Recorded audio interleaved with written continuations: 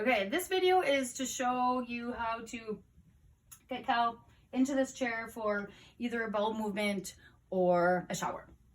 So once he's up in the sling and the lift just slides along. I have this chair always positioned like this with the brakes on, and then these legs swing out. They can swing in, swing out, and I usually have them in the out position, and I have the foot rest up. His feet are always pointed, and so they don't go flat against it, so it's uncomfortable. It's better if these are up. But I have a substitute Cal, of course. This is Katie, and she's obviously not as tall as Cal, but so sometimes it takes a little bit of a wrestling move to get him in this chair comfortable. So I start to lower him down, and as I'm lowering him, I push his knees back in order to get his behind as far back on the chair as possible. I sometimes press with my body too, but as I'm lowering him, then I also lift up on the back of the sling, and that helps get him on the chair as far back as possible. For a bowel movement, he just stays like this, and I kind of leave the sling underneath him and just kind of hooked up like that, and then he takes care of his business. Then I raise him up and clean him up and get him back to bed. For a shower, I take the sling, I leave it underneath him, and I just kind of tuck the straps. Oops, sorry. Apparently that hurts. I put these straps on the chair because on the handrails here, or whatever they're called. And I try to get this out of the way so I don't bump my head.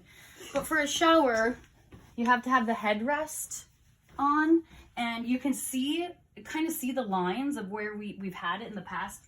But it's pretty easy. It just slips in here, and then you tighten it up with this little screw thing. These can adjust too, but those are pretty much how he likes them. And so I swing these back in, put his legs, like I said, I leave these up, swing his other one in, and then he is starting to slump more in this chair. So I put his legs up. These all move. You could have his legs straight if you wanted, and these just catch in these little spots, but I usually put it at the second one. That seems to be enough to get his feet off the ground. And then he's kind of ready to be moved. I take the brakes off.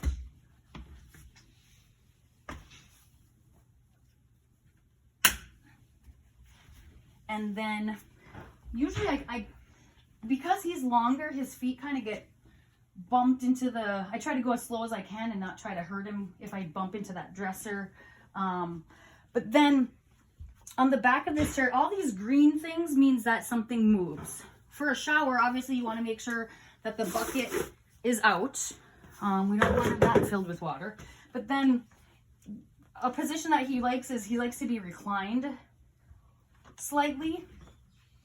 And then he kind of just, I kind of just take him backwards and get him in the shower this way. The one thing is, I forgot what I was going to say. I can't remember. Oh, obviously if he's in this chair, he doesn't have his communication device. So sometimes he tries to tell me something and I have no idea what it is. And I told him, don't give me that panic look in his eye unless it's truly an emergency. One time I was showering him and forgot the bucket in the bottom, and he was looking at me really panicky, and I'm like, you can't do that. That wasn't a true emergency, because I'm thinking something is seriously wrong, but it was nothing. So that's how he goes.